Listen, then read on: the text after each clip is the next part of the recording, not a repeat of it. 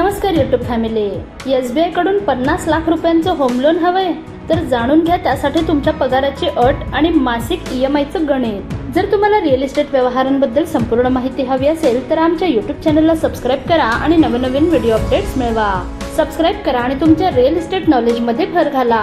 भारतीय रिझर्व्ह बँकेने एप्रिलमध्ये झालेल्या चालू आर्थिक वर्षाच्या पहिल्या पतधोरण समितीच्या बैठकीत रेपो रेट 5.25% स्थिर ठेवण्याचा निर्णय घेतला होता. रिझर्व्ह बँकेच्या या निर्णयामुळे होम लोन, कार लोनसह इतर सर्व प्रकारच्या कर्जांच्या व्यवहारात कोणतीही सूट मिळाली नाही. मात्र यामुळे ग्राहकांची निराशाही झाली नाही. विशेष म्हणजे भारतीय रिझर्व्ह बँकेनं गेल्या वर्षी रेपो रेटमध्ये एकूण 1.25% कपात केली होती, ज्यामुळे सर्व प्रकारच्या कर्जांचे व्याजदर कमी झाले होते. सध्या भारतीय स्टेट बँक 7.25% सुरुवातीच्या दरानं होम लोन देत आहे. 25 वर्षांसाठी 50 लाखाचं होम लोन किती पगार आवश्यक? तर भारतीय स्टेट बँक 7.25% या सुरुवातीच्या व्याजदरानं गृहकर्ज उपलब्ध करून देत आहे.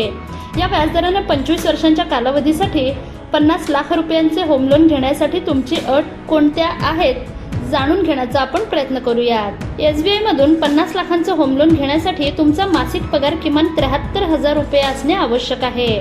या गणितानुसार तुमच्या नावावर दुसरं कोणतंही कर्ज ऍक्टिव्ह नसावं.